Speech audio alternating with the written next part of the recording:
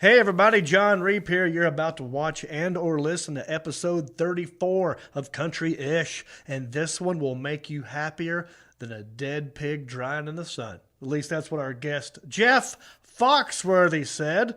He joins us on the show. We do another Member Me segment where I call up people from a high school yearbook. Marcus Stamos is back, and we do another Goodwill Hunting, plus letters from Russia. This one is loaded. Just a country boy, and he's making it good. He was Shaw's underdog, dressed in overalls, living next to the wood. He liked to eat the sushi, but he don't even fish. Not so much a country boy, it's more like he's country-ish. Moved out of Hickory and headed for Southern Cal. Wound up in TV and film, making popsicle proud. Now this country boy is back with his family. Got himself a podcast, he knows it'll last, cause he's in Hickory. That's right. I am in Hickory, and I'm happy about it. I hope you're happy and healthy and safe and sound wherever you are. My name is John Reap. This is episode 34 of Country-ish. And finally, we got somebody. Oh, by the way, we're everywhere. Apple Podcast, YouTube, iHeartRadio, Spotify, Pandora, Stitcher, CastBox. Y'all hear that? There's some thunder boomers here in Hickory right now. The sky's about to open up, so I hope we can get through this without losing power. So let's get to it. Last couple episodes, I've been by myself, quarantined, but I think I'm pretty much over it. It's been over 2 weeks. I have no more symptoms. So we got one guest in here today. Let me walk you around the room. Sitting at my 147. Very good looking man. Missed him. He's kind of famous. Well, he's not famous. His brother's famous. Perhaps you've heard of a guy named John Stamos. Well, look at him. We got his little brother in here, Marcus Stamos. How are you doing? Cool. I'm good. How are I you? like the way you stare down the camera like that. Yeah, Girl's like a just hawk. screaming at home right now. I mean, why do you think I've got all these love letters here in front of me? That's right. Let's talk about that. We're going to do this. We got a lot of segments planned today. Don't worry. This episode's going to be amazing. Jeff Foxworthy calls in, zooms in, we talk, and you get to see him, and it's a great conversation. I have my letter to Natalie. I wrote her back, Natalie from Russia. So you wrote her back, but you haven't sent it? This is my second one. Okay. I haven't mailed this one yet. I'm going to read it first and then mail it. She's not responded yet, but I think it's persistence. Anyway, we're going to do that. Okay. Got my yearbook here. We're going to do a Member Me segment. We're going to do a Goodwill Hunting. We have gifts to exchange. And Marcus Stamos have another love letter to read. Yep. But real quick, I also have this sent to me in the mail. I don't know what this is. This bugs me because You don't know who it's from. there's a name on here, but it's my address. How did he get your address? I don't know. So I may or may not open this. I don't know. But let me catch you up real quick. So in terms of COVID, I told you last week I tested positive, and that was on July the 3rd. Well, it is now, as I'm talking to you, July 21st. I don't have any more symptoms. I feel great. My brother feels great. My mom feels good. And then out of nowhere, bam, my dad gets it. And he is not even living with us. He is at a skilled nursing facility.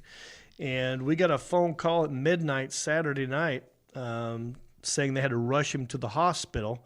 Closest hospital is in Morganton.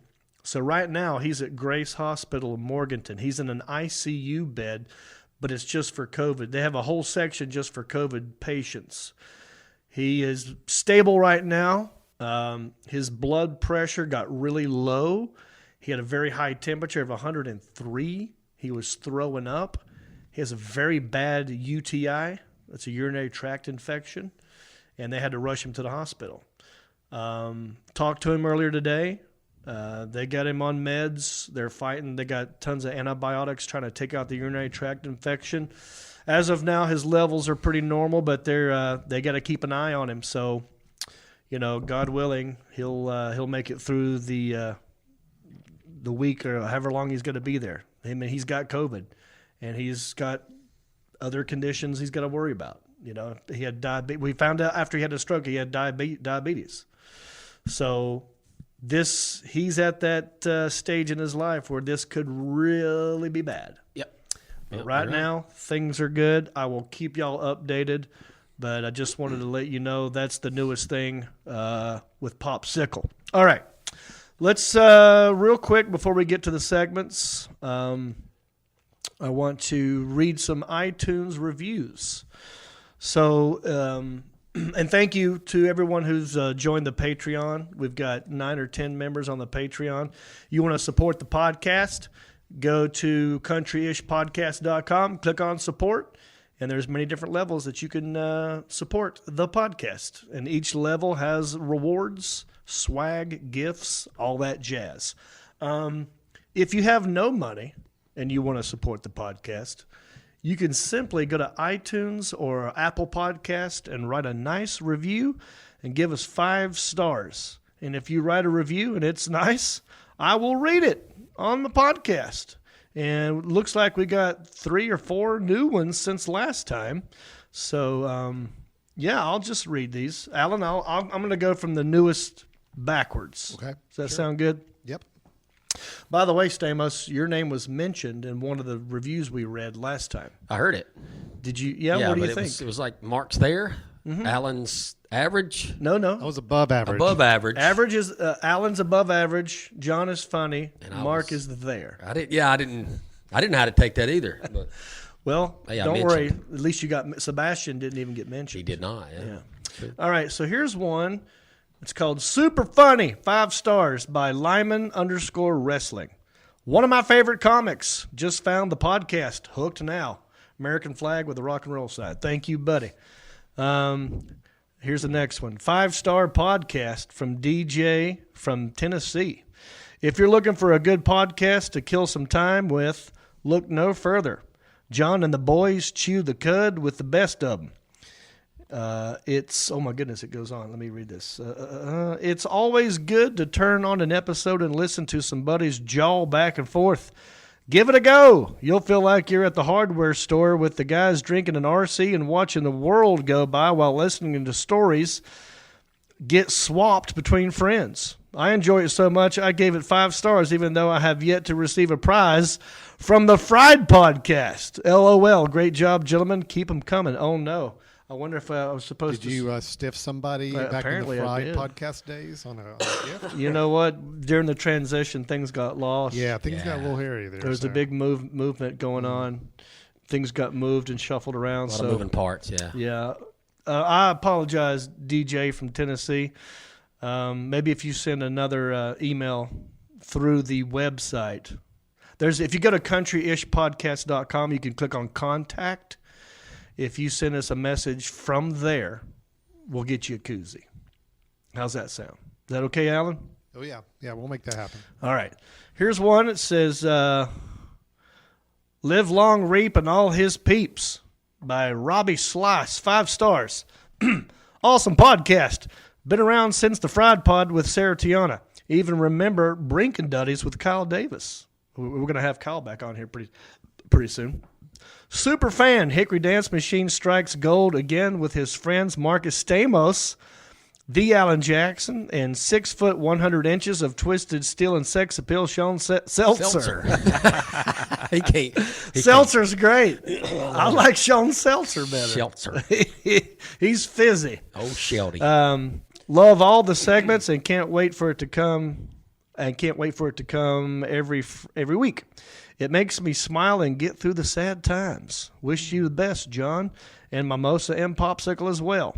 Well, I'll sign off as not to ramble. Bicycle, Wellsworth. P.S. When the clubs open back up, get your butt back to Nashville. Love you. Thank you, buddy. I do plan on going back to Nashville as soon as I can. And then here's one that just says, love it. Have we read that one already? No, this is new too, isn't it? Love it. Yeah. 5 stars by G. Lewis, 2003. Absolutely love this podcast. Just recently found it on Apple Podcasts. I love the Small Town News theme song. It gets stuck in my head. Keep up the great work, John. All right. Well, thank you all for writing every little bit that you do on Apple Podcasts and iTunes. That helps us. We were trending. I think we made the top something on Apple Podcasts of comedy interviews. Yeah, you're in the top echelon on the comedy interviews. So this is good side of things, and then a few countries around the world where you got a nice little following. So yeah, Australia likes us, Norway likes us, Sweden I think was one of them. Yep, it was Papua New Guinea. Papua New Guinea. What is is a that? country That's a north country? of, I believe it's a country, or it's close to Australia. It's just north of Australia. Oh, okay. And we were trending there. So we love all of you. Yeah. Thanks for all you do. Okay, Mr. Stamos, what do you want to do first? You want to read your love letter? You want to? Oh, real quick. The other day I went live on Facebook, hanging out by the pool, and you and I were talking about this off camera. Country-ish movie night. Oh yeah, yeah. People love this idea. They love the idea. Yeah. So we can make it happen. So right? I feel like now we have to do it. Okay. There for a while, we were planning on doing a free comedy show for everybody in Hickory if you were just a subscriber to the podcast or the YouTube channel. I'm thinking now maybe we'll try and move that over or shift it to a country-ish movie night. So what that means is we want to do a drive-in movie theater, but without the cars. And I want to host it. We'll get some music to go before the movie starts. Maybe get Justin Cloud, maybe get Southern Startown, maybe get a DJ, have hot dogs and hamburgers and beers. And instead of cars driving up, everybody brings a lawn chair. And we enjoy music and a movie, country-ish movie. Yeah, I was watching the live as you were talking about it, and there were a lot of good ideas for movies to watch. I think my favorite was maybe I think somebody said Dirty Dancing and Roadhouse. Roadhouse was my top. I think my favorite pick. We might have to watch Roadhouse. Even if not there, we need to review that. Yeah. One. Yep. So anyway, if you think that's a great idea, let me know. And give me some ideas for some country-ish style movies to watch, or if maybe you got a big lot of land that you want to host it somewhere around Hickory. Maybe you got a big screen already that you want to give us, an or old projector, an old drive-in theater they own. It's in their backyard. Yeah, maybe you own an old drive-in movie theater. That you let us use it. We can hook that up with. So we're calling all resources to make it happen. Okay. All right, so I talked about that. Be by boom boom. Don't forget also I do another podcast with comedian John Heffron. It's called Heffron and Reap, and we do them every Thursday, and we're on episode 55 or something like that. But they're great. They're about 30 minutes to 45 minutes, and we just shoot the shit. They drop on Fridays as well. Thursdays, I believe. Right, Thursday? Yeah, they come out on Thursdays. They've been coming out on Thursdays. They're on Apple Podcast. If you go to Heffron. Just look up Heffron and Reap. You can see it. If you can't get enough of me, and you also like John Heffron, there's another thing you could do. Okay, I think we're pretty much caught up. Should we do? What do you want to do first? Let's do a Remember Me. Remember Me. Let's do a Remember Me first. Okay. Well, either that or read your. You talked about your letter a while ago. Your Russian letter. Let's get that. Let's get to that. Yeah. Let's do this. All right. So.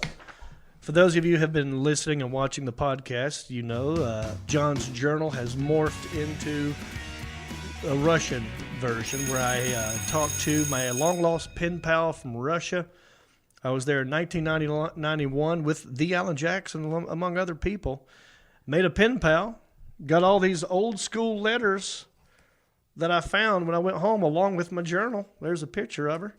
And look at all these letters. And so I thought, well, I'll read the letters on the show, and then I'll respond to her. So here's my response. That's her. Look what it says on the back. I know, but I'm looking at the picture. Her head's just so tiny. She's just that the coat, smallest little head. That coat is so big. It's cold there. Huge. Yeah. This is from me with lots of good wishes. Right. Yeah. So cute. Natalie, I read her last Like I'm going in order. She wrote me like 4 or 5 letters. This is letter number 2 I read last week, and this is my response to letter number 2. Okay, would you like to hear it? Yeah, of course. Now, I typed it up, but I will eventually, because she hand wrote these, I'm going to write this out in cursive and send it to her. But I just went ahead and typed it up so I could read it. Okay, but real quick, and I know you're ready to get to that. Sorry. But where are we sending these to? So you've got an Russia. address. You've got an address of hers from back in '92, or you got a recent address? Look right here. That's the address. So But we I'm don't know sending if it to the exact address. But we don't know if she's still there. I have no idea. Okay, and there's no way of knowing. This is a message in a bottle, dude. I'm just throwing a message in a Coke bottle and throwing it in the ocean. I've got other people trying to find her. She'd be 43 now. Yeah. And the more that I reveal things about her in her letters, that will narrow down who it is, and maybe people at home watching, listening, Let me know her. can help us find her. Exactly. Where's Natalie McKeah? Or Makiva. Could be Makiva or Makia. I don't know if it's an H or a K. But yeah, so we don't even know, dude. All right, here we go. Dear Natalie, I'm now responding to the second letter I received from you on October 5th, 1991. I hope this letter finds you well and that you were able to respond to me one day. I made a copy of your letter, and I'm going to include it in this envelope. So what I do is I take her letter and make a copy, put it in the envelope with my response. You know what I'm saying? That's pretty cool. Yep, All that is neat. I will now try to answer all of your questions from your letter. I did receive your pictures, and I like them very much. You look like a very nice girl. You asked me what kind of music I like. I really like all kinds of music. I say there are only 2 kinds of music, good and bad. There is good music in all forms, and there is bad music in all forms. I choose to listen to the good. Well, back in 1991, I was very much into Guns N' Roses, Metallica, Alan Jackson, Randy Travis, Brooks and Dunn, Garth Brooks, Color Me Bad, Boyz II Men, LL Cool J, Salt and Pepper, and I also liked EMF. They're unbelievable. That is, thank you, Alan. That was a song by him. Anyway, so you did find out who EMF was. Yeah, So, they're okay. unbelievable. Yep, I was going to text you about that. She happened to say EMF in her letter, so I'm letting her know, like her, I also liked EMF. That was a good song. Now, in 2020, I mostly listen to pop music from the 80s or old school country music like Johnny Cash, Waylon Jennings, David Allan Coe, Merle Haggard, and Willie Nelson. I find today's new pop music to be mostly garbage. Not to be confused with the band Garbage, they're actually pretty good. Thank you for telling me about Soviet Constitution Day on October the 7th. Is that still a thing?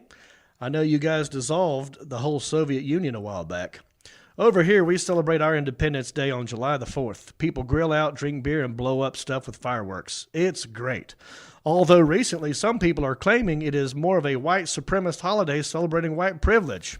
Whatever. I don't see it. About a collection. I don't really collect anything. Although for a while I was collecting refrigerator magnets from all the places I've been. As a stand-up comedian, I've been lucky enough to have been to all 50 states in America. So I used to have a lot of magnets, but I got rid of them when I moved out of Los Angeles. My best friend in 1991 was a guy named Andrew Killian. We're still great friends today. He is married with 2 kids and is very busy with his job. He's a respiratory therapist, and they are in high demand right now with this COVID going around. So I don't get to see him that much as I used to. Today, I really don't have a best friend. I have the best of friends. They are my brother Jason Reap, Mark Hunt, Alan Jackson, Sean Setzer, and Keith Nestor, just to name a few. You also asked me if I have a girl. Well, in 1991, I did not, but today I do. Her name is Jody, and I'm madly in love with her. I love you, Jody. She's going to like that. Well, I hope this answers your question. My letter is finishing now. Bye-bye, Natalie. Please write back soon.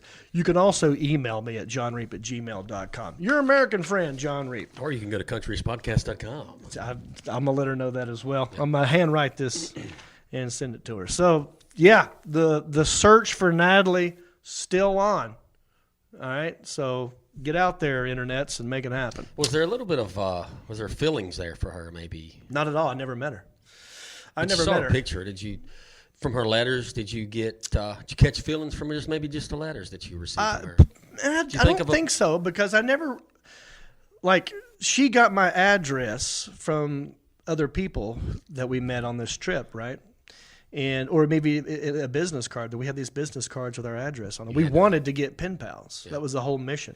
So I never met her. And in the letters, there's really, at that time, I don't fall in love with letters. Oh. You know what I mean? I need a human-to-human contact. So no, I never caught feelings for her. Although I will say this, I've only read 2 out of the 5 letters that I have here. We'll see as time goes on if me back then did catch feelings, because I don't remember that happening. You know what I'm saying? Because in her letters, she writes me back from my response to her back from 1991. So that will give you a clue as to what I said to her in response. Does this make any sense to you? It's a little bit. Yeah, I get you. Alan, are you following this? I'm completely following you, yes. Okay.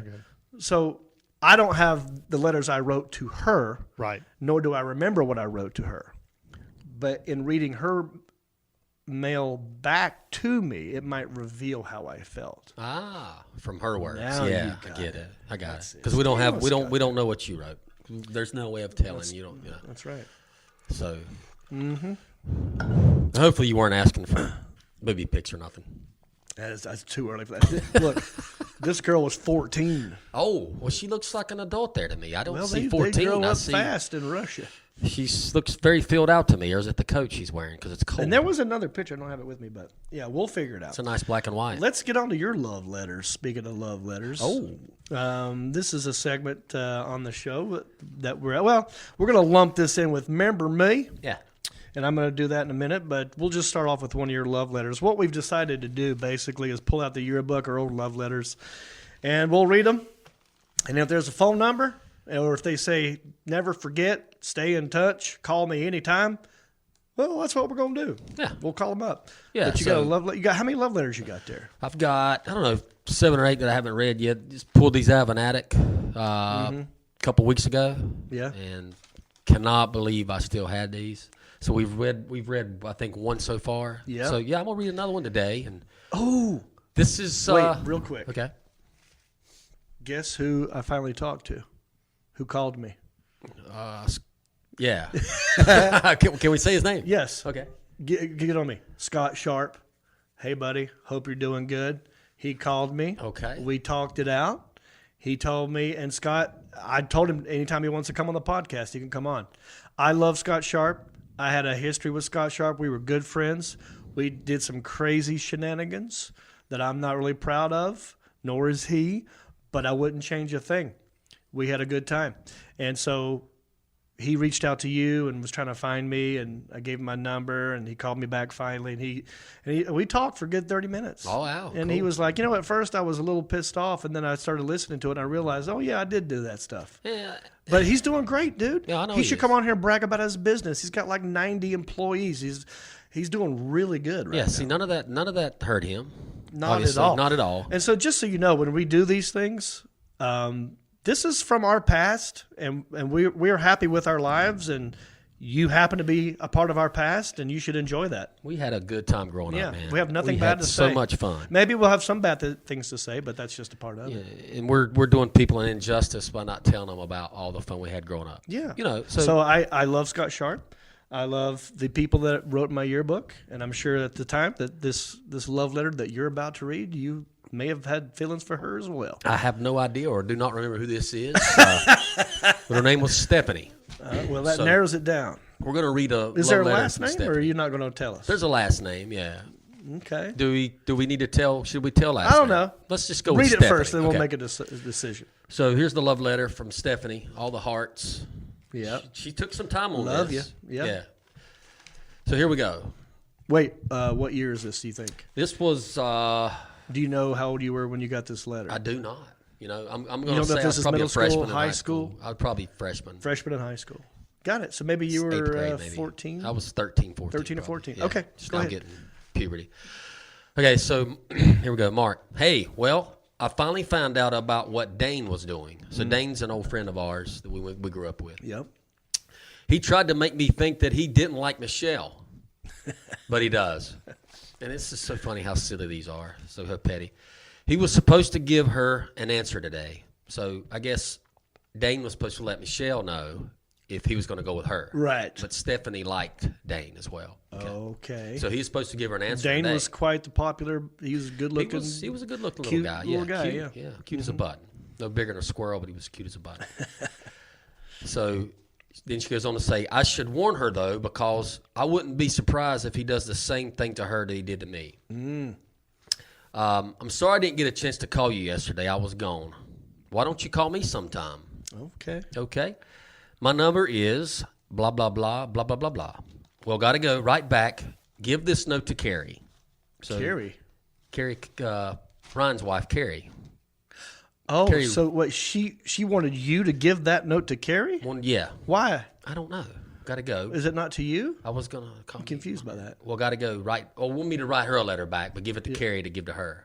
Oh, I see. So I see. So Carrie was the messenger. She was the person who pigeon. delivered the letters. Why couldn't I just give her the letter? Well, maybe your paths didn't cross. Maybe you didn't have the same class, and Carrie had a class with you and her. Yeah, yeah. That's like old prison stuff right there. That's crazy. It is. Yeah. Okay. So that's the whole thing. That's it. All right. May That's I see that this? one. May I see that? Yeah, I just want to look at her You want to handwriting. break that down for me? Okay. I want to see the. I don't know. I don't recognize that last name. Dane's in a lot of letters. She wrote like Stephanie loves Mark. Call me. She said call me. She said right back. She didn't say call me. By this time or never call me. There's no expiration date on this letter. She didn't say call me 30 years from now. Right. She did say not to call her 30. So Dane was a popular figure. So he's in like about all of these letters that I've got. You and Dane were good friends. We were good friends. This number looks familiar, dude. That's a veil number. No, I'm talking about. I feel like I've called this number before when I was younger. Really? It looks familiar. It stands out. Huh. Interesting. So should we call it? Yeah, let's do it. Let me get. Can we? I think for your letters we should use your number, and my stuff we should use my number. Of course, they're not going to answer because my number's not going to come up with the big name brand on it like yours does. So Well, who the knows? John Reed did. Yeah. I would answer that. if Let's somebody- find out what. Do the 704 We'll first. do- go ahead and give me the number. Oh, No, never mind. here. I got it. Okay, we're going to do 704. Yeah. So Mark is going to type in this number. He's going to call up Stephanie, and I don't know what you're going to ask her. Maybe you should ask her if she's seen anybody. Yeah. So do you remember me? Yeah, that's the whole segment. Remember Did, me? You said for me to call you. Did Dane ever get back with? Did Dane? Yeah. So what's going on with Dane? Yeah, you and you Dane guys still done talking? or what? Ask her about Dane. So is it cool if we talk now? Yeah. Did you get the number? There we go. Yeah. Call it and put it on speakerphone. And put the phone right next to the microphone. Like this.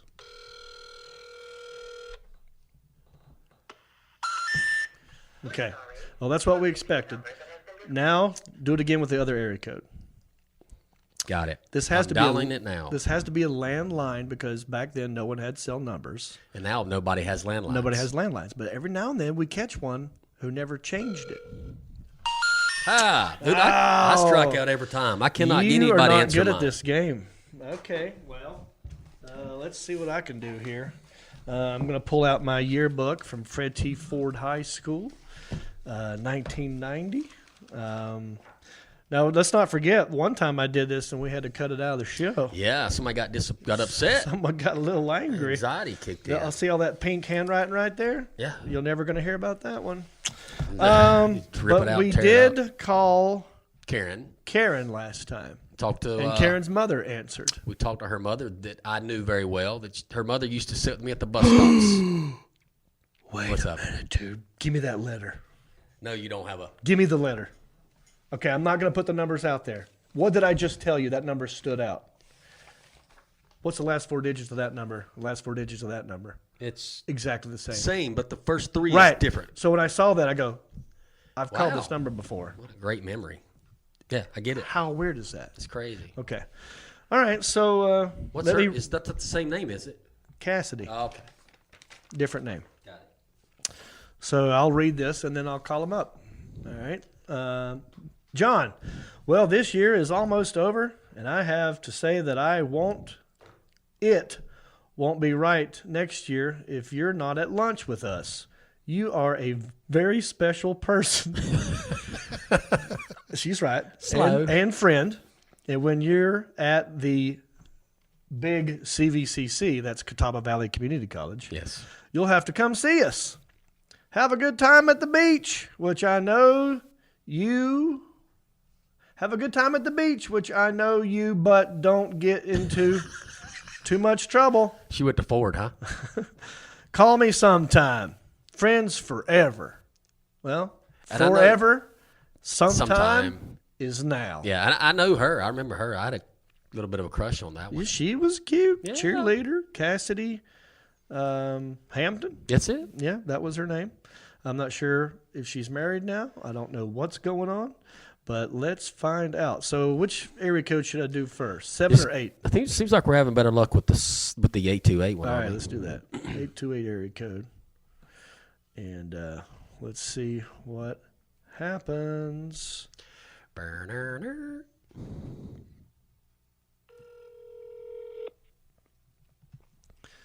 All right, Colin Cassidy from my yearbook. We'll see if anybody picks up. You're getting farther than I have already. 2 rings. Didn't go to doo-doo-doop. Oh man. Well, see, here's what might happen. They might look at that number and go, I don't know that number. I'm not going to answer the phone. Let's see if maybe I can leave a message. Hello. Please leave a message after the tone. Oh. Hey there, my name is John Reap, and I was calling up this number because Cassidy wrote in my yearbook for me to call sometime. And, well, now's the time. And she said we're going to be friends forever. So if you could have her call me back, I want to just catch up with her. Make sure we're friends forever. Make sure we're still friends. My number's...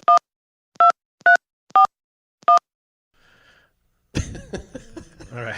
Dude, you're doing better than Well, me. look, that was a generic greeting. Yeah. I doubt that's still Cassidy's number. That was the 828 area code. Yeah. Let's do the 704, just to be safe, because I think 704 has worked before as well. Yeah, I mean, we got to make sure that you guys Either way, someone's got my number. still be friends. Someone's got a forever. message. Let's call Cassidy. Let's try this number. All right. Can you remember to cut that out, Alan? I've made a note of it. Yes. The number you dialed is not a working number. Boom. So that's got to be that first one. Yep. All right. Somebody Well, lives there, and hopefully they'll call you back. so you look. Maybe they'll call back during the show. If my phone rings, we'll answer it during the show. We'll see what happens. But that's how you play the game. That's how this. You got to roll the dice. More to come. Not there. everybody's going to answer the phone. And if you're watching this, if you know anybody, if anybody watching this knows Cassidy Hampton from Fetty Ford, tell her to look me up. I don't know if we're still friends. forever. Forever. Yeah. That's what she said. Should I open up this thing? That I Yeah, got in you the mail? talked about it earlier. You might as well open it. I'm going to open it, and We I'm can going cut it to out. scan it. I'm going to look at it and make sure it's safe for me to read. Well, can we show. guess what it is? You want to guess? Maybe I'll have you guess. I think it's tickets to something. You think it's tickets it's to tickets. something? What do you think, Alan? This is tickets to something? I think it's like some sort of white powder. You think it's what? I think it's some sort of white powder or something. So, I thought you said white power. oh no, white Oh, my powder. God. White Cut that out. Well, look, there is a self-addressed, so they want something from me. What is it? You want the sign? Is it pictures of you? Okay. Oh, Okay. look at that. So someone printed out pictures of me, Yeah. sent it to me. Oh, for you to sign them. There's a note. Okay. Hang on. This is fine. I just don't know how. Okay. Mr. Reap, my wife and I are huge fans. Hope all is well with you. Thank you for all the joy and laughter you bring into the world that needs it.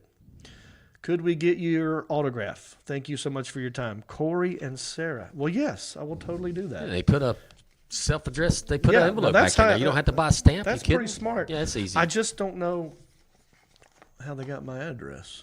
Because I tell people if you want to send stuff, send it to the studio. yeah. So that part puzzles me. Well, it's okay. I'm going to do it. But I'm gonna tell you, they know your mom and dad's name. That Anybody- must be they can look it friends up. of the family somehow. Yeah. Maybe my dad's still handing out address to people when they ask him for it. Very well could be. I think if you Google your dad and mom's name, your address probably comes up in the directory. Yeah, I think between like old Yellow Pages. Probably phone does. books and all that. Oh yeah. Yeah, if people still, Yeah, we're not hiding from anybody. We're out there. Okay. next time send money. Look at this. I got a text message from Rodney Carrington. He says, the only thing that can pull us through is Ronnie Millsap's pure love. Oh yeah. Touche. He's Ronnie. exactly right. Okay, so should we take a quick break? And then maybe we'll come back and do a Goodwill Hunting. Maybe we'll come back and do a Jeff Foxworthy interview. We'll come back with Jeff Foxworthy, and then we'll do Goodwill And then we'll Hunting end with a after Goodwill that. Hunting. Yeah. Okay. Perfect. All right, folks, don't go anywhere. We'll be right back with more country-ish after this. Hey, everybody. John Reap here. Just want to say thank you for listening or watching this podcast.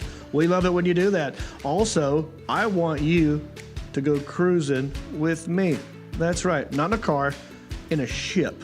That's right. It's the Reaps Peeps Comedy Cruise. Check it out. If you go to johnreap.com, click on the Reaps Peeps Cruise. All the information you need is right there. It's in 2021. You got plenty of time. November the 6th through the 11th. We're going to a private beach in Haiti. We're going to Nassau. I'm doing stand-up. We're doing a podcast, and we're doing karaoke. 5 nights. It's going to be a blast.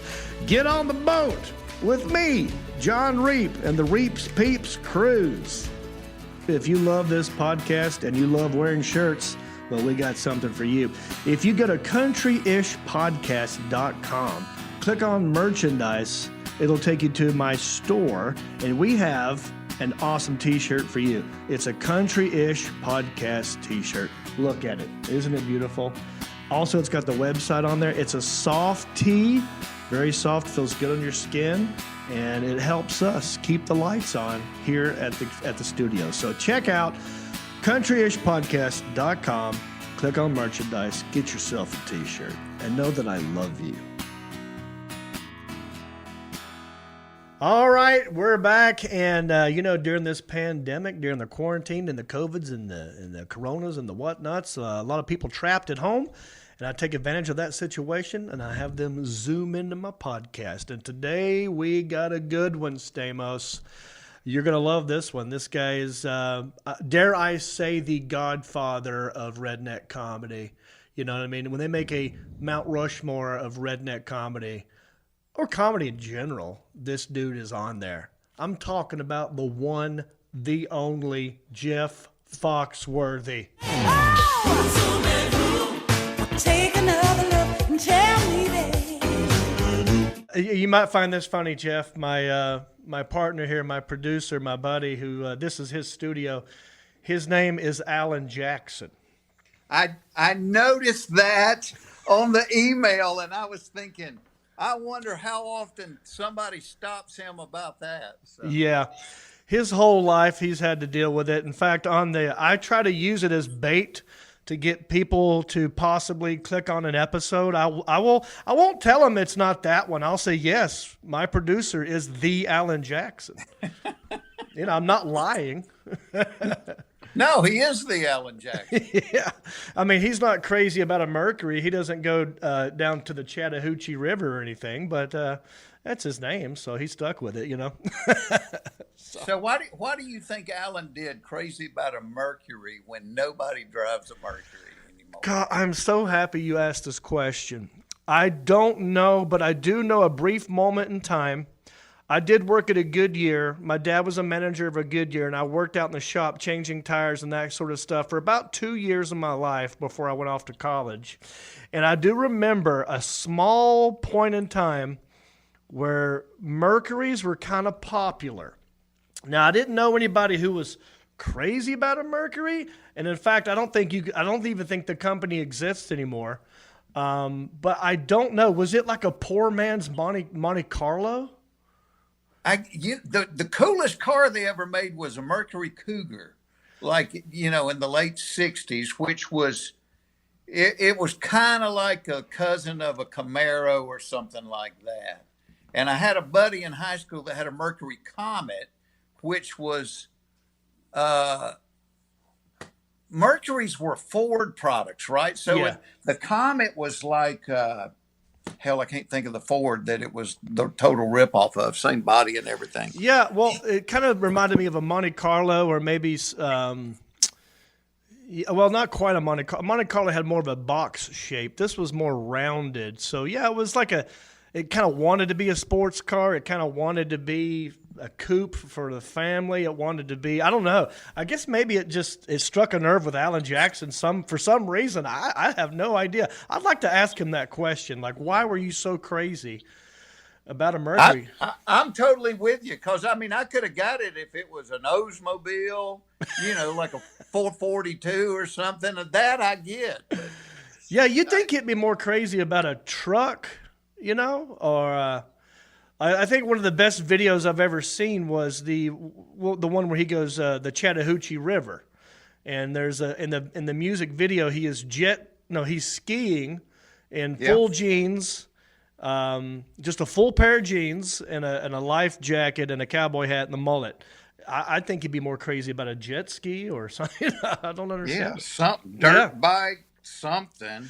So thanks for doing this. I know you're busy, and we chatted a while back on your Sirius XM show, and I had a great time. Thanks for having me on there. I won't keep you too long. Are you calling in today from Georgia?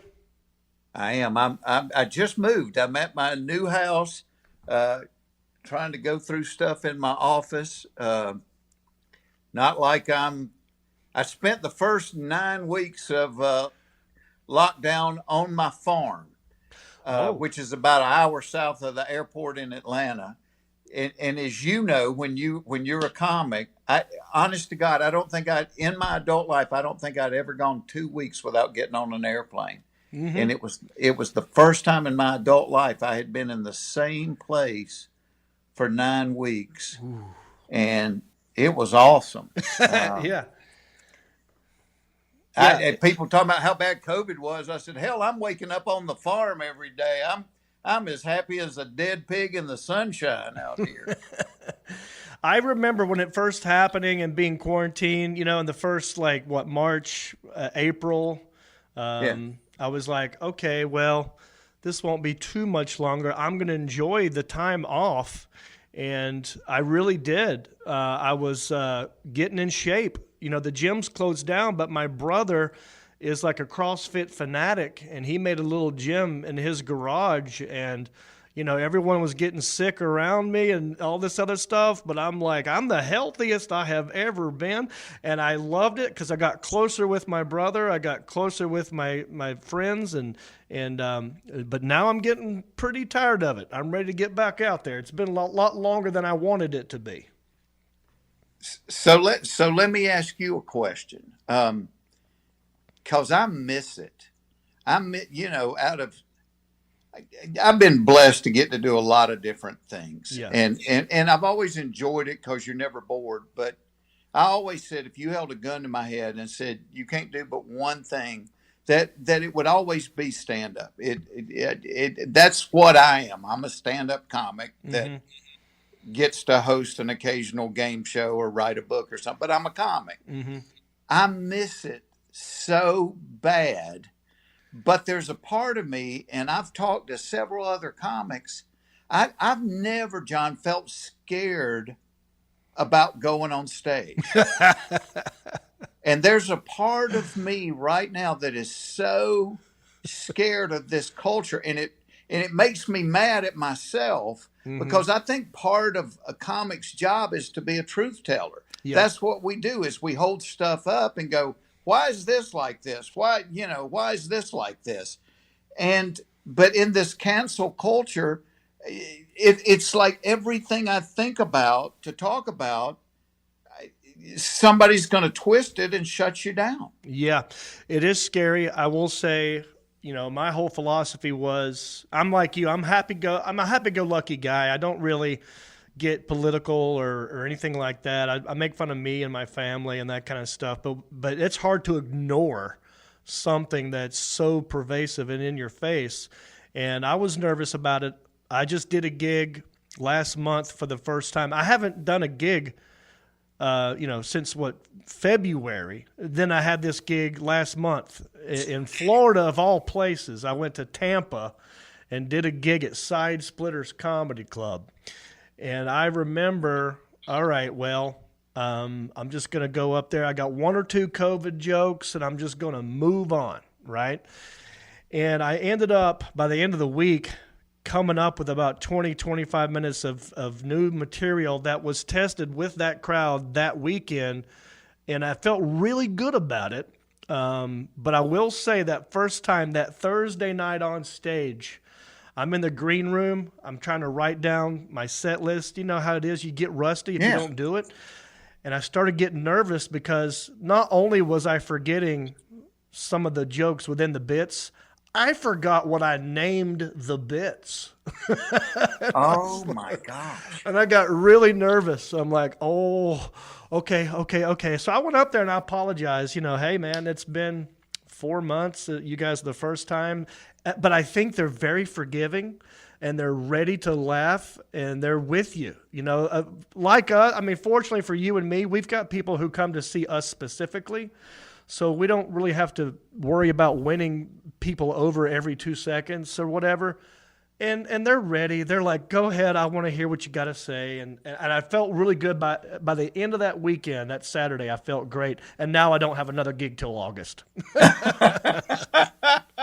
Well, yeah, what I had done is in the fall, and I've done this several times in my career, but I just decided, all right, I'm putting everything that I'm doing on the shelf and I'm starting from scratch again. Mm-hmm. And which meant going back to ideas on note cards, going to 30 people clubs on Tuesday nights going, hey, is this funny? Is this funny? Is this funny? And it's and you know what I'm talking about. You dread it and it's hard, mentally draining work, but when it's, then those note cards go into small bits, which grow into medium-sized bits, which start melding with something else to become a big bit. And I had finally gotten, by the end of January, a new hour and a half. And I had worked on this hour and a half as hard as I've ever worked on one. And it was just starting to click and just starting to where I was free enough in remembering it that I was starting to play with it and get nuances in it. And, I said to my wife, I said, this thing is starting to come to life. This stuff is good. Mm-hmm. And then the next week, the gig got canceled for COVID, and so my fear is this isn't stuff that's been in my brain for years. This was all brand new stuff. Of course, I've got it all written down. Yeah, that's what I was going to ask you. So I know you were going to a club in Atlanta to work on new bits and that kind of stuff. I'm imagining all that's shut down. Did you record your sets on video? So is it something you can go back and look at? I didn't. Yeah, I don't either. No, I'm happy to hear you say that. Or audio. So, but I'm kind of one of those guys, like at the end of the night, and I've always just been a write it down guy. So at the end of the night, I'll sit down and say, hey, put this in there, and I'll handwrite it. Then I'll go put it in the computer. So I am diligent about keeping it up to date. But no, I don't. I wish I had a recording of it. Yeah, same here. I don't. In the beginning, I would record stuff, and then I just got lazy over time and didn't want to have to deal with setting up a camera and clearing off a table. It just got to be a hassle. And I thought, well, if it's funny, I'll just remember it. But now I can't even trust that because I don't have enough. There's too much time off. Yeah. So what have you been doing in your free time? I'm imagining you just moved into a new place, so you've been doing a lot of moving. Are you doing anything? Anything creative? Anything fun? A little bit of drawing. For the first several months, I was just working on the farm, which I love. Getting on a tractor. It's my farm manager told me, he goes, more crap got tore up in the 2 months you were here than in the 2 years before that. But I mean, I love that stuff. I would live on the farm full time. My wife likes the city more than she likes the country, but but I mean, I've been writing a little bit. It's a couple of years ago. I came up with a game. Thanksgiving every year we have about 30 relatives, and I mean cousins, grandmas, everybody. We've done it forever. Yeah. And the kids, and I say kids, they're all in their 20s now, but they were sitting down to play Cards Against Humanity. Yes. And I said, y'all, your grandmother is here. You've got to go in the basement, because if she hears this, it takes an ambulance a long time to get out to the country. You know, we're going to lose her. Right. And so I thought, well, why couldn't you play something funny where it's not filthy, where everybody could play it? And right. So I said, all right, everybody's got a family. Everybody's family's crazy. And so, John, I sat down and wrote 100 setups about relatives. Ooh. And it was things like, right before we walked down the aisle, Daddy leaned over to me and whispered blank. Okay. Or, you know, across Grandma, as we sat down to Thanksgiving dinner, Grandma announced to the room blank. Oh, yeah. And then I sat down and I wrote 500 punchlines. Not for a specific joke, just things that sounded funny. Like, that's awesome. Like, I've got mold in my crawl space. And so it's the easiest game in the world to play. So one person, it's all it is 100 setups and 500 punchlines. So one person reads the setup, and then everybody playing just drops a punchline. And the one that has the funniest punchline for that setup gets the point. That is genius. And so, and my family thought I was crazy, because I mean, I'm doing this at Thanksgiving and I'm writing it on note cards, and I'm having them play it. Wow. And they're laughing at me. Well, last year it was the #1 game on Amazon, and But all it was doing was taking my skill set that I had, which was writing jokes, and putting it in a game form. So I've been working on 2 other games during lockdown since I can't get on stage. Right. That is so smart. That is so smart. Yeah, because you think about it, like a lot of people are spending time having to be with their family more often than they normally would because they're trapped at home. Yeah. And this is a game that you could play with the whole family. Grandma doesn't have to leave the room. The kids can. That's genius. I like that you work backwards. It's like, I'll create the punchlines, and then the setup. Well, you did the setups first, and then the punchlines, but those are 2 separate things. Well, actually, I kind of did them at the same time, but they weren't. They were on 2 separate things. So I would like sit there and get a yellow notepad, and I would write. Like sit there and write 70 punchlines at a time. Wow. Just punchline. They weren't even connected to a joke. That's great. You know, just a punchline. And then I'd sit there and write a few setups that I thought about, you know, that were your aunt, your uncle, your mom, your daddy, whatever. Yeah. And that's awesome. So I just, like, over COVID, I did a holiday version of that, like a Christmas version. And then I'm working on another game for next year. Wow. So. That is great. How do you so you were talking about flying. You haven't flown in forever. And then you talked about missing stand up. And I was talking to another comedian, Bert Kreischer, on his podcast, and I was telling him how, and this was months ago, how I don't miss stand up yet. And he goes, and I believe his philosophy on this, and this was months ago. He said, well, you don't miss it yet because no one else is doing it. But as soon as you see another comedian doing some show, you're going to be like, ooh, I got to get back out there. You know, he was right. I was a little jealous. I started noticing people doing outdoor events or Zoom shows or drive-in movie theater events. And I was like, yeah, I am kind of now I'm missing it a little bit. but I never missed the flying part of it. Yeah. No, it's that, I've been doing it 36 years, and I tell people, hell, you're paying me to get here. I'm doing the show for free. Yeah. You're paying me to get up and go get on another airplane and go sleep in another hotel. The show is on me. That's what you're paying me for. That's exactly right. You have great ideas, game shows, games. Do you have, and I have an idea for you, because it's something I did, but I feel like yours would be better if it were you.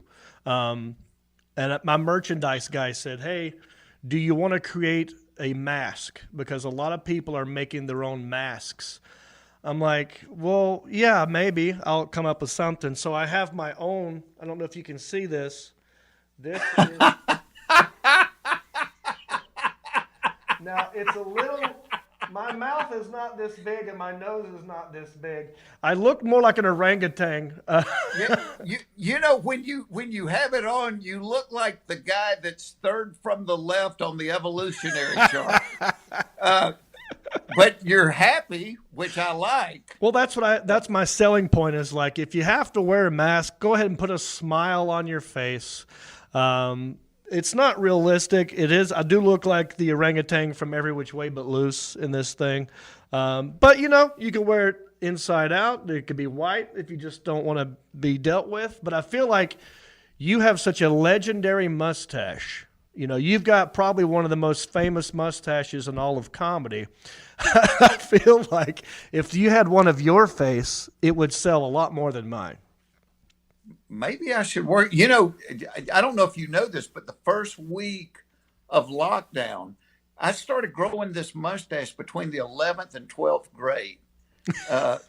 And I've been married for almost 36 years. My wife had never seen me without it. I've had it since the 11th grade. So I thought, gigs were canceling. I thought, hell, we're going to be locked down for weeks and weeks. I'm going to shave my mustache. So I went in there and I shaved my mustache. I didn't even know if I had a lip. I thought this might just be a bad nose hair condition or something.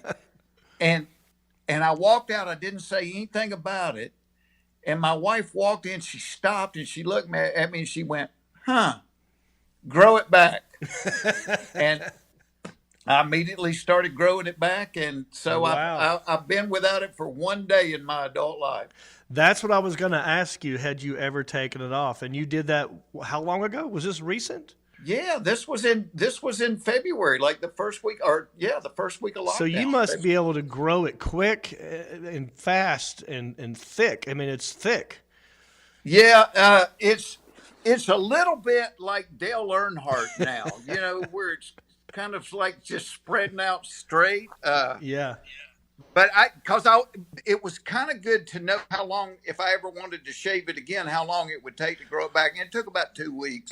Okay. To where it was really thick at 3. But are there any pictures of you without the mustache? Yeah. I feel like a lot of people would like to know what that looks like. All right, hold on. I'm going to try to send it to you. Ooh, we got an exclusive, Alan Jackson. We might be the only person to have a Jeff Foxworthy picture with no mustache. Hey, let me look at this. Yep, you look totally different. It's funny how your hair can actually keep you young. Because I've had this beard. I haven't always had a beard. I mean, I've had this beard probably since 2015, maybe longer, over 5 years. Yeah. But I know if I shaved it, my face would be white. I would look a lot younger, and you can tell that you look younger without the mustache, but you don't look like Jeff Foxworthy. That's, went back like, I guess it was around 90 when everybody started growing goatees. Yes.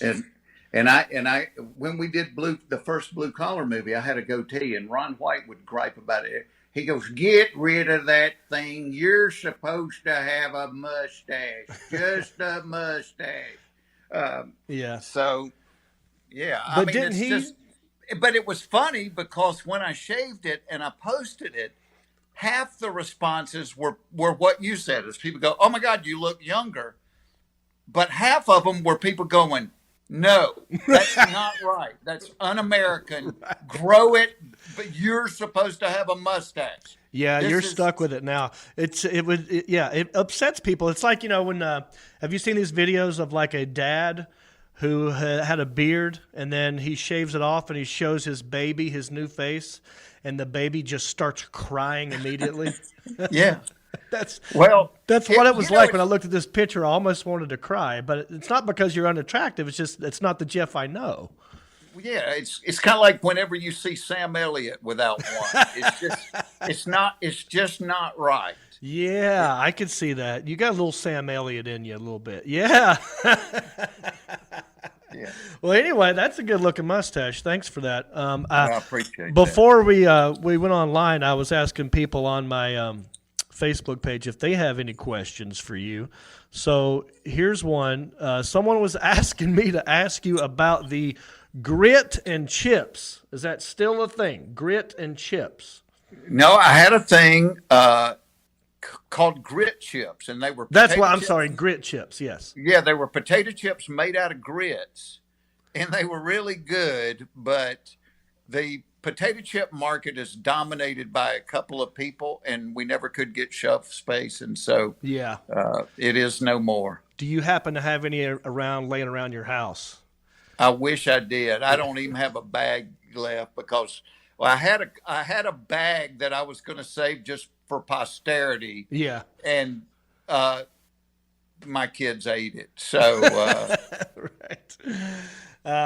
So we have something else in common in a weird way. You hosted a show, Are You Smarter Than a Fifth Grader?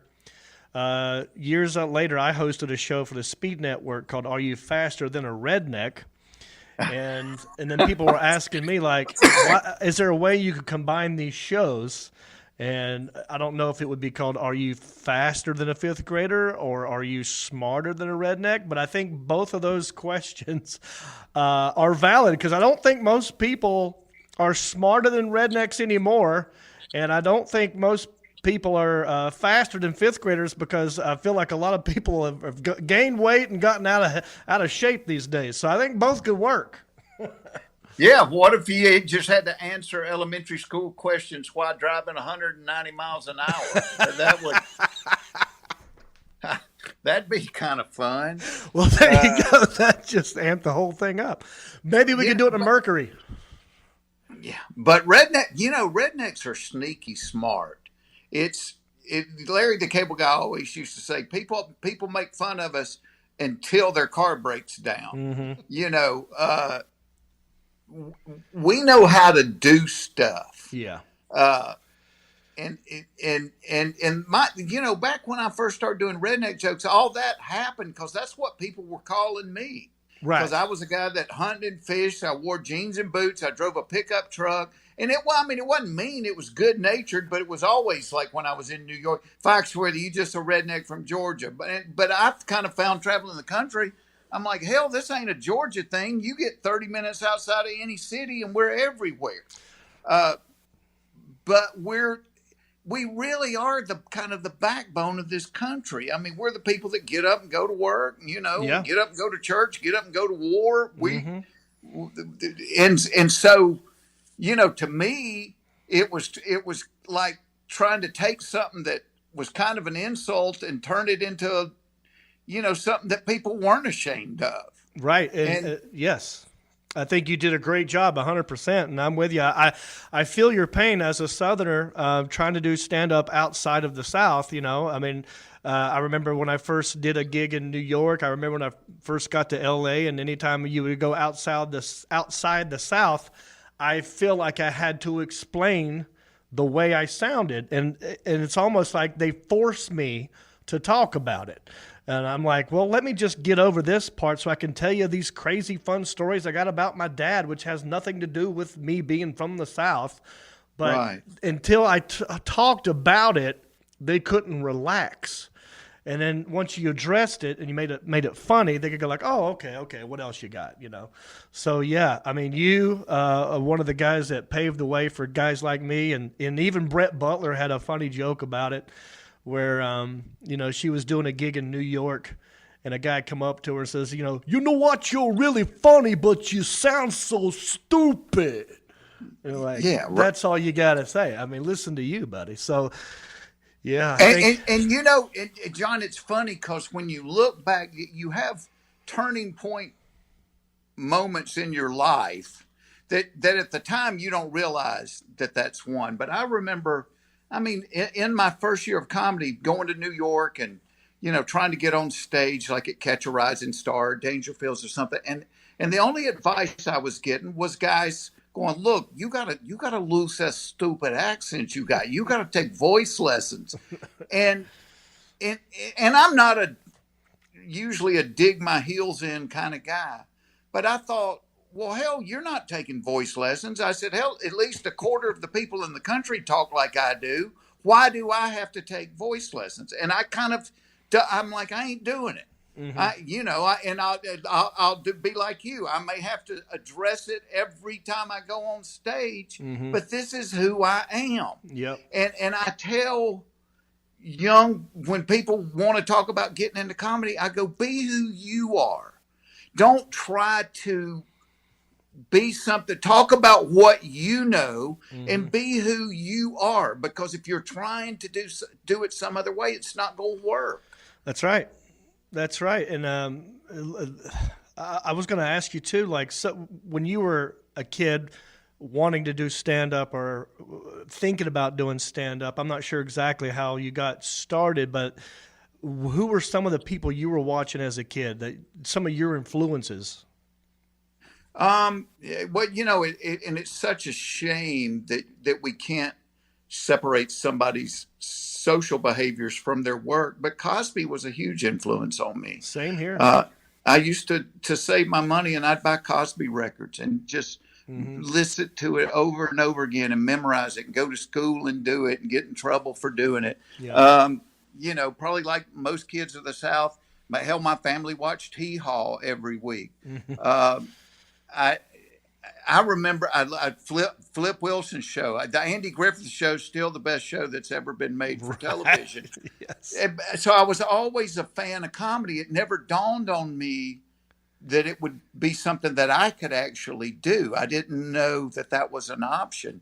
But I remember being a kid and my parents would watch The Tonight Show. And you know how if you have your door all just almost closed but cracked open a little bit, you can stand there and peek through where the hinges are.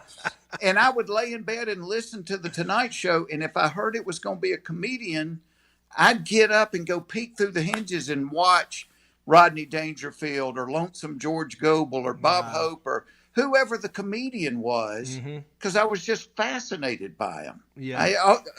And so looking back,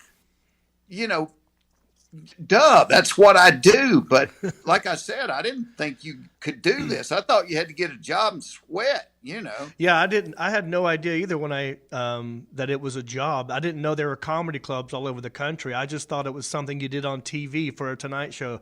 I thought it was just something that happened in New York or L.A. And when I moved to Raleigh and found out that there was a club there called Good Nights and that it's a thing that you could do, I got happy and I got scared at the same time because now it used to be a daydream and now it's a possibility, which means I have the option to screw it up. So that also, both simultaneously, I got excited and I got scared.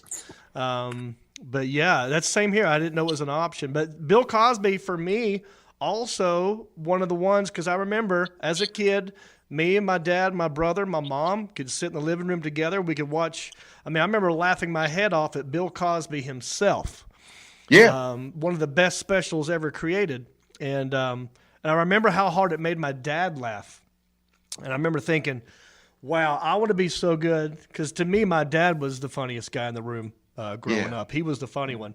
And so I thought, wow, that's power. If someone can make my dad laugh, that's real power. And that's sort of what I've been trying to do ever since, is just make my dad laugh. And here we are today. Well, and I think that's what I tried to do, because my parents divorced when I was young. Well, when I would see my dad, if I could make money, and my dad's been dead since 1999, and I'm still trying to make my dad laugh, Yeah.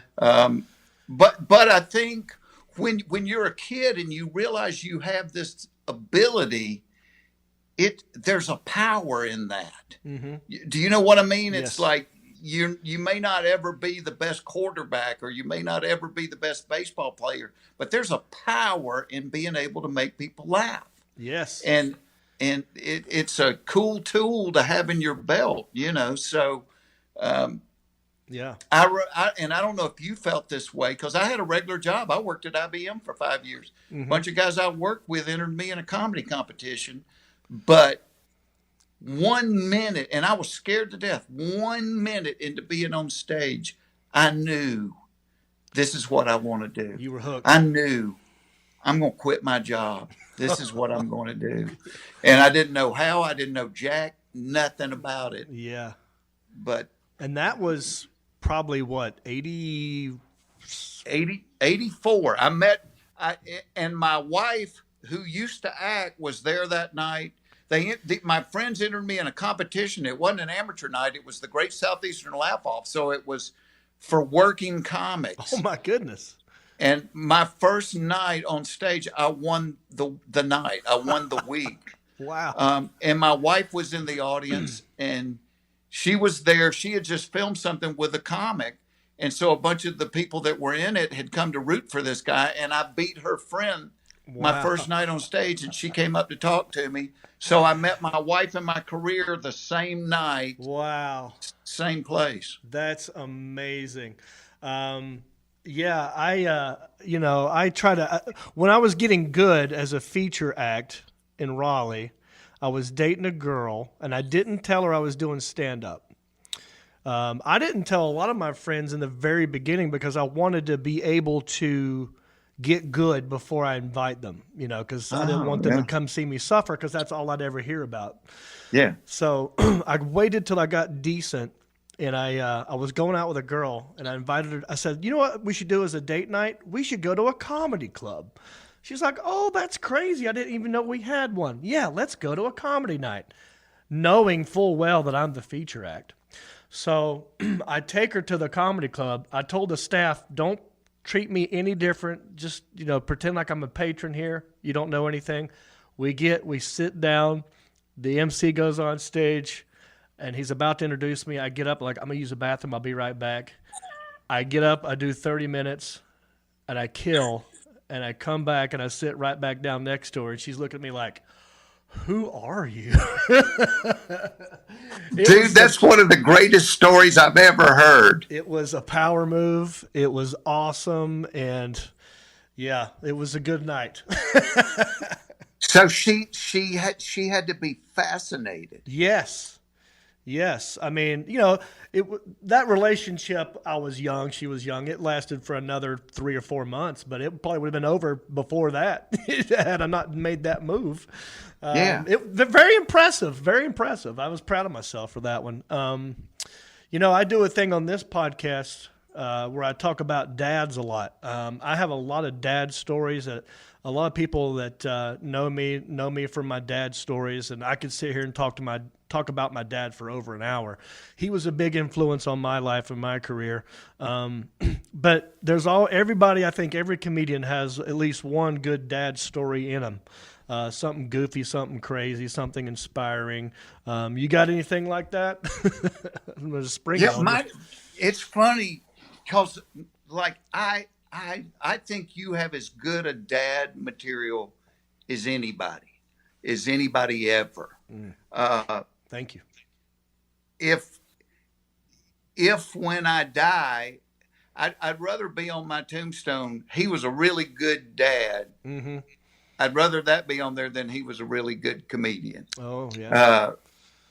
My dad left young. Yeah. My dad was married 6 times. He was a character. Oh. I mean, he had 5,000 girlfriends in between. He'd call home, and he'd have locked his keys in the car, and whatever wife number he was with, he'd go, "Hey, do me a favor, run up there and get my other set of keys and bring it down to this bar down at the corner." And I'd drive, I'd run his keys down there. Well, he'd be there with his wife's best friend in a booth, and they'd be smooching in a booth, and I'm like, "Are you out of your mind? You're a mile from the house." Wow. Okay, I didn't know this. This is great. So, but he was really personable. He's really funny. Mm-hmm.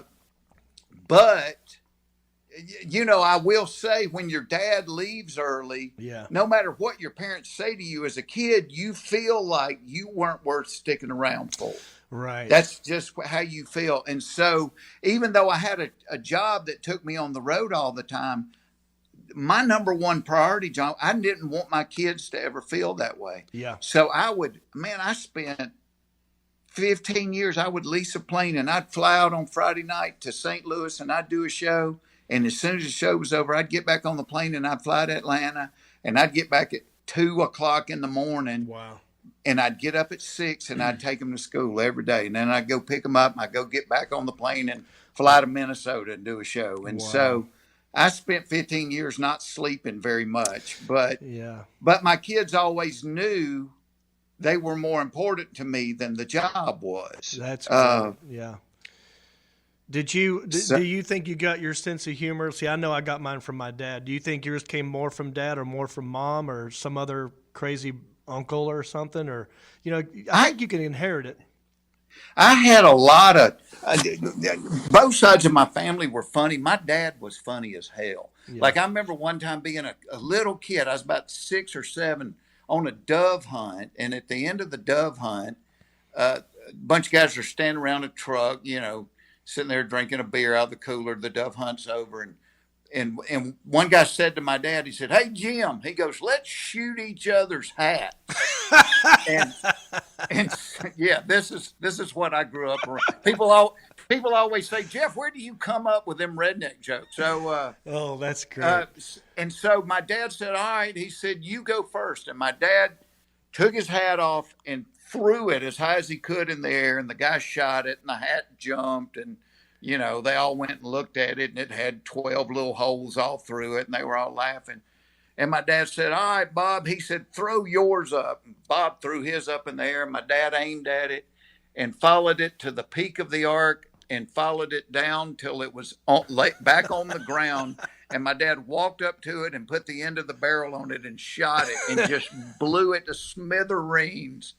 And I mean, everybody was just gut laughing. And I remember being 6 years old going, "That's funny as hell right there.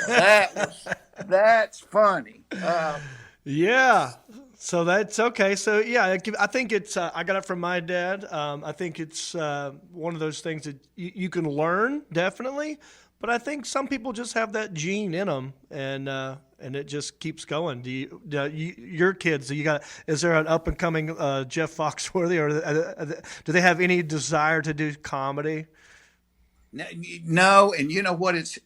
And I think you and I talked about this when you did A Comic Mind, because that's my first question to every comedian: are you born this way, or is it something that you learn? Mm-hmm. And I truly believe you can learn to get better at it. Yeah. But I think you're either born with it or you're not. It's just like being a musician. Either you're born hearing the music in your head or you're not. Yeah. My oldest daughter's very serious. That firstborn. Yeah. She's super smart and all. My youngest one, from the time she was 2 years old, she was making us laugh. She could be on Saturday Night Live, but she would never get on stage. She wouldn't do it. But she's just one of those people that's naturally funny. Yeah.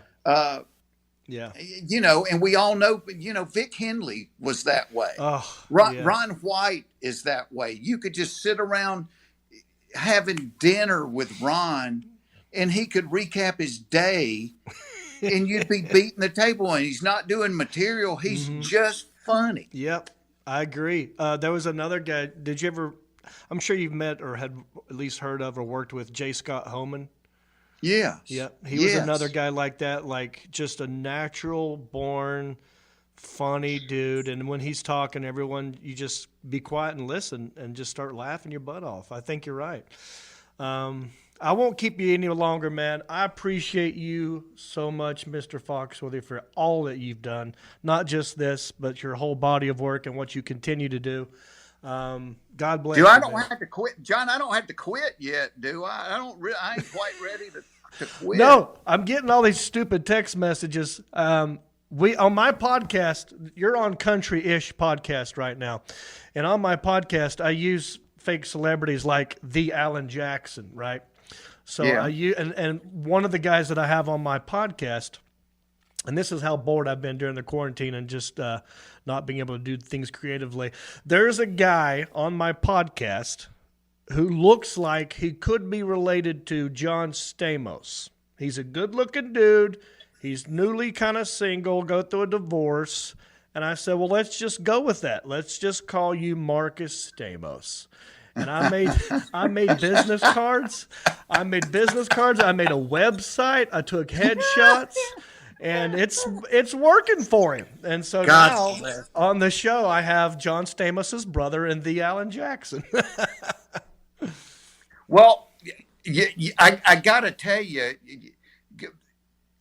normally when things were busy, every time I'd have to do press or something, I'd roll my eyes. I'm like, oh, God, I don't want to do another radio show. I was actually really looking forward to this, and I've totally enjoyed this. So, good. I don't know if if you let people be repeat offenders on here. Oh, please. But I'd love to do it again. Yeah, come on anytime. We'll definitely love to have you back. I've got more things to talk about. I don't know if you know this, but when I first moved to L.A., dealing with being from the South, I get compared to other Southern comedians. So I've been compared to Larry the Cable Guy. I've been compared to you. And so when I started at the Comedy Store, I used to do like a weird impression of it was I'd say, this is my impression of Jeff Foxworthy if he were belligerently drunk and you didn't understand a word he said, but he was still very funny and you got the joke. It was a very abstract impression. Would you like to hear my impression of you? I have just a little TT in my pants right now in anticipation. So this was the joke. And I did this on the Adam Carolla show. I go, you ever know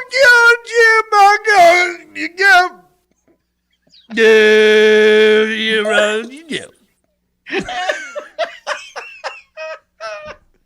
See, it still works.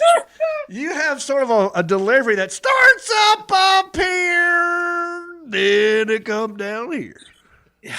And the funny thing, it's not deliberate.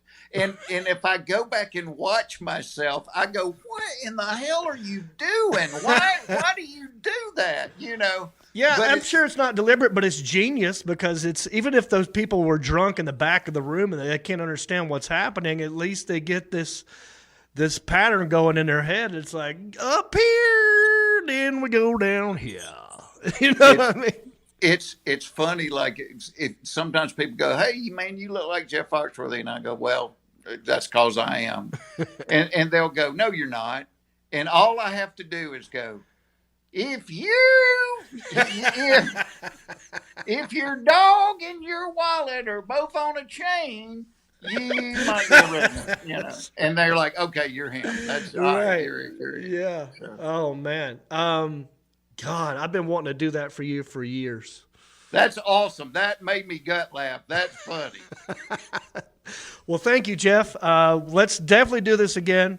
I'll let you know this comes out. It'll come out this coming Friday, but I'll remind you if you want to share it. That'd be great. If not, don't worry about it. Enjoy your farm, and I look forward to talking to you again, brother. Yeah, let's do it again. Thanks so much for having me, man. My pleasure. God bless. All right, buddy. We'll see you. All right, be safe. Take another look and tell me, babe. Man, I love that guy. That was an awesome interview. Now, for those of you that are only listening to this podcast, you really need to go check out the YouTube version so you can see that picture that he sent me of him without a mustache. It is It's different. So check it out. And also, he mentioned his card game that he created with his family. A safer Cards Against Humanity style game. It's called Relative Insanity. I'm going to go get this right now. I think you can get it on Walmart or Amazon. Relative Insanity. Look it up. Thank you, Mr. Foxworthy. All right. Moving on. It's been quite a minute since I've had you in here. It's been a little while. Yeah, I don't even, trying to get caught up with everything and what's been going on. But, yeah, it's been a while since I've been here. We haven't done our own segment in a while. Mark and I have a segment that we like to do. Well, what we like to do is Mark will go to a Goodwill without me, and I'll go to a Goodwill without him, and we'll buy each other a gift for $5 or less, and we exchange it on the show. And it's the same Goodwill. It's like a unboxing. I go to a different one sometimes. Do you? Well, I've actually done this. So you'll go, like, if you're out of town, you'll sometimes, go? Yeah. Oh, okay. I went to one in Florida. Ah. Yeah, that's where I got this when I was in Tampa. You don't have that in a bag. No, I did. I got rid but of it. I know it's... Yeah. Let's introduce the segment. I like it wrapped. It's a segment that we like to call Goodwill Hunting. Goodwill Hunting. Goodwill! Ooh. Hunting. Rough today. Listen, there's a cough going on. I get why you are. So short on breath lately. But I feel fine. So, do you want to go first? No, you go first. 'Cause I already see it's mine's wrapped. So I want you to go first. I see it's a fabric of some sort. I got you this. I saw this at a Goodwill when I happened to be in Tampa, Florida. I've been sitting on this for a long time. You know how hard it is for me to have an amazing gift and I can't give it to you right away and not say anything about it? Oh, yeah, I would have gave up a long time ago. This has been bugging the crap out of me. And finally, I get to give you this gift, which I think might be the best Goodwill gift I have ever given you. Slide it on over. All right, let's unfold this thing and see what you got. It's a shirt. Yeah, obviously. And I want you to put it on. I got to wear it. Yeah, why not? Wow. Bada bang, bada boom. You found this at a Goodwill. I sure did. Look at that, everybody. Let me hold Look at it that up sucker. here. Huh? It's a T-shirt. How's it looking on the camera there? Yeah, pull it a little closer to you, John. You A little hold closer Put to it you. on this There you camera. go, right there. Here we go. Look at this. It's a T-shirt of John Stamos That's my brother. and your brother, Yeah. and it says Uncle Jesse. He had so much merch out there. So I much remember merch. when I was young. I don't know why someone would give this away. It's very 90s looking with the squiggly lines and the triangles and that kind of Yes. stuff. Good looking fella. Now, can I get you to put that on? Can I put it on over my shirt I've got on now? Or do I What's need to take wrong? my Are shirt? you embarrassed with your body? Look Come at on. this The hair. ladies at home love to see a shirtless Stamos. And, yeah, ladies! Look at me! Look at my tits! Yeah, okay. Look at that. Oh, yeah. Oh, yeah. Look at that. Look right in the camera. Sit down and get that microphone out of your way and look dead into the camera so everybody can see it. Boom. There's your screenshot. Square up. So that, yeah. But I would have fixed my hair. Just look right at the camera. You got the hat on. I would have fixed my hair if I knew you were giving me this nice shirt. Oh, yeah. Now, you can fix your hair like that later on to match the shirt. I'll let it grow out. There's two different style of Stamos hair in this one.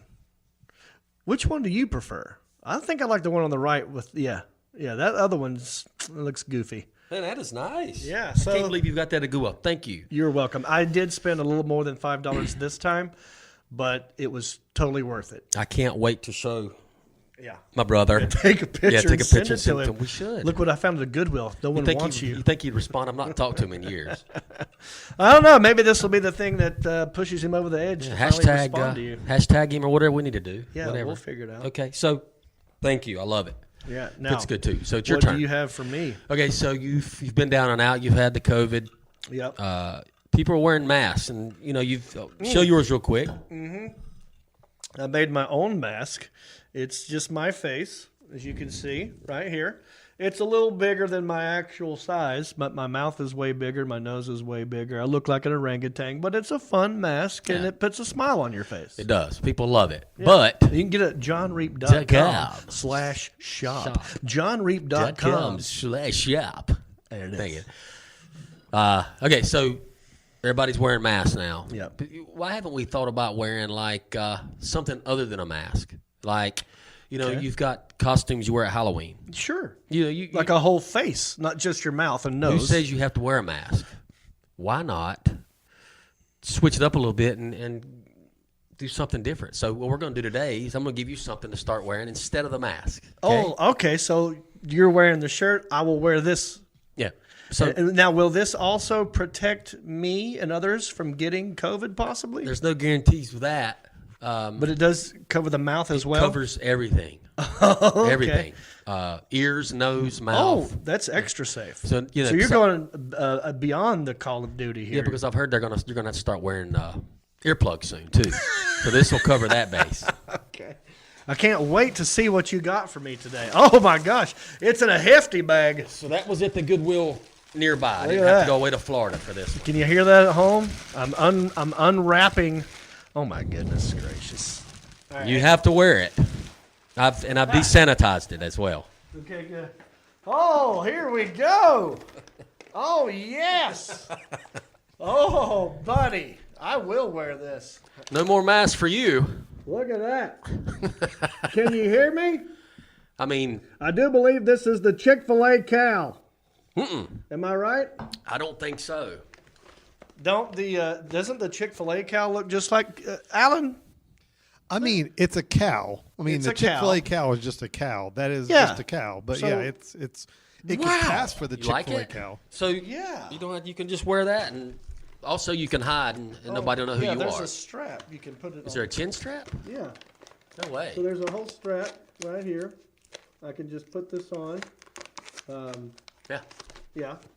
That way you can. something like that. I'll That have way you to can be figure it out. active in it. You don't have to worry about it flying off. You can be Ooh. active. You can do your thing. Can you see through it? Oh, a little bit right here. I can see Yeah. pretty good. My field of motion, I mean, the range, my peripheral's gone, Yeah. but I have to look at you through this one. Oh, just that one. But this would totally Take the protect you place. from COVID. It would. I mean, Now, it's not you're very totally convenient. covered, and it's probably not very comfortable. It's not comfortable at But all. I'll put that right there. I feel like this is a scene from Godfather. at least it's a bull. It's not a cow. So you're a How bull. do you- I think bulls have horns, right? I don't think cows. do. Correct. Yeah. Do cows not have horns? Well, we grew up on a farm, right? Well, male cows, like Yeah. steer and bulls, have horns. Yeah. Yeah. But the females don't have horns? I think every now and then don't they mess believe up so. and grow. I don't think so. Isn't that great? We don't. I even thought we know. were country. I don't even know. What country is Ish. True. We don't know. country-ish. Yeah. No, it's so funny you brought me this because our friend Ken Spiracy, right? Yeah. The other day we were talking on the phone, off the podcast, and he has a new Mandela effect example. He goes, "How do you remember them spelling Chick-fil-A? Do you remember this? How do you remember them spelling it?" But I've been part of this conversation. I Oh, remember yeah. CHICK, I think. Right. Yeah. Some people have a memory of CHIC Yeah. filet. And I'm like, that's interesting. Let me go. I think I have an old name tag. And I found I used to work at a Chick-fil-A, and I found my old name tag, my old one from 1989, 90. Yeah. It's spelled different. It's spelled CHICK/filet. So when did it? So it's spelled the way it is now. So maybe his example didn't work. Nevertheless, we got to talking. I'm thinking a good segment for the podcast, since I can't tell people I'm a comedian anymore. I'm an elder care Uber driver now. Oh. Okay. Oh yeah, I just take old people to the hospital. Beauty I shops. take them to CVS. I take them to eye doctor appointments. Take them to, nursing homes, that kind of stuff. I'm talking about my parents. But I thought it'd be funny if I try to go get my first job back, and that would be Chick-fil-A. Or you just walk in with your uniform I on. got the name badge. tag. Now I got this. Yeah, you could stand out front and give out samples. I could be this dude with the sign that flips the sign. Yeah. You can stand out front of the store, the Chick-fil-A, and hold the sign. Yeah. And take pictures with kids. Now, don't they? I mean, this is technically, that's what they do in their billboard campaign is all about, like, you know, eat more chicken, and it's cows trying to get you to do it. Yeah. Now, does Chick-fil-A have a mascot that stands out there and flips signs? Do they have that? Yeah, I've seen them. And it's a cow, It's a right? cow. Yeah. Mm-hmm. Now, here's the question: is it a female cow? Because this is the male cow. I don't Maybe what remember I do seeing, as I don't the remember male- seeing horns on any of them. This is our angle. I'm the male Chick-fil-A cow, and I constantly try to get the female cow pregnant. And so I'm chasing her around, whoever it is. Okay. I don't know what to do with this thing, but that's one idea. We can tape it, we can film it for the podcast, and then go to jail. Sounds like a plan. Well, I appreciate that, Stamos. You're welcome. Thank you for the shirt. I appreciate that. You know, you think of another idea for this, let me know. Holler at me. You know, go to countryishpodcast.com, click on contact, and let me know what we should do with this dang. Maybe we should give it away. Cowhead. This cow head. I mean, it's not going in my house. No. I'll put it in the car. We could we'll figure something out. We can wear it around a bunch of other cows and just blend right in. Here we go. And do stuff. Alan, I think we did a good job today. How do you feel? Yeah, I think it was a good show. Stamos? Good show. It's good to see you again. Too, man. Glad to be back. Glad everybody's You better. look like $1 million, like nothing's ever happened to anybody. Thank you. And you feeling good? Feeling good, man. Everything's great? Everything's cope. That's great. Well, this is the part of the show where I tell you to go to countryishpodcast.com. From there, you can watch and or listen to the show. We got the full version right there. And we got past episodes, too, so you don't have to go searching. You can go look up old ones if you want to. You can support the podcast. Yeah, I know some of you out there got some money. You want to help us keep the lights on here, help us grow this puppy. You can become a Patreon supporter. Click on the support banner, and it'll take you to our Patreon page. And from there, you can sign up at different levels, get you different rewards. There's the Rhinestone level. There's Pewter Pro. There's Platinum Elite. I'm skipping one, but there's many of them. So go there if you want to help us, and you get shout outs. And I think the best one, the most expensive one, you can be a guest on the show. Come in here. Fun. We'll talk to you. You can zoom in if you want. We'll plug whatever you got, and there you go. Also, I'm not really touring right now, but if you want to go to johnreap.com, you can click on the shop. You can get yourself a ginger beard mask. You can get a country-ish T-shirt, Reaps Peeps hats. We got belt buckles. Remember that belt buckle I used to make? It was a beer bottle opener. Yeah, you used to part of I your still gig. have a lot of those. Really? Yeah, I just recently looked at my inventory. I haven't even looked at it in a long time. But if you want to get a belt buckle that is also a bottle opener, and it says "Pow Pow" on it, I know. I want something one of like those. that. You can get that. You can get a country-ish hat. You can get a country-ish koozie. All kinds of stuff there. Ginger Beard Man still available on Amazon Prime. That's my latest comedy special. But more importantly, I want you to know that I love you, and I hope you're safe and sound, and I hope that you will share this podcast and tell other people about it. We're growing slowly. All right. For the Alan Jackson and Marcus Stamos, I'm John Reed. Bicycle. Well, life on the farm is kind of laid back, but I wouldn't know that I'm from a cul-de-sac. Don't chew tobacco and I don't smoke crack. Thank God I'm country-ish. Well, a simple kind of life, never did me no harm, but I do know a guy with only one arm. Keep your fancy smartphones and your self-parked cars. Thank God I'm country-ish. Well, I got a podcast, it'll make you giggle. It ain't number one, it's right in the middle. The town's not big, but it ain't too little. It's time for country-ish. Go on, dude.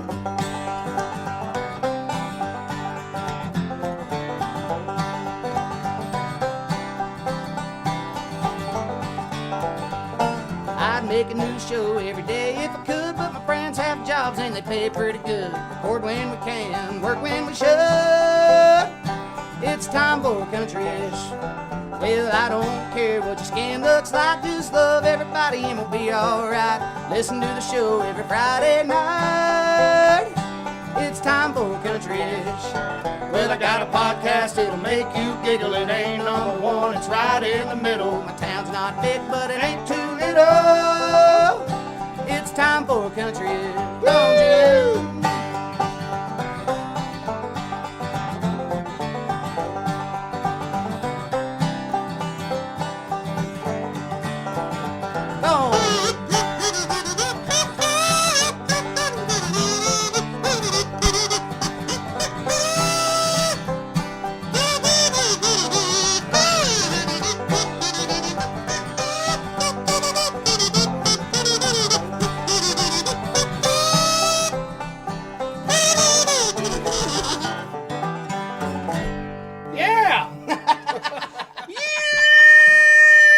I want to go ahead and turn it off now.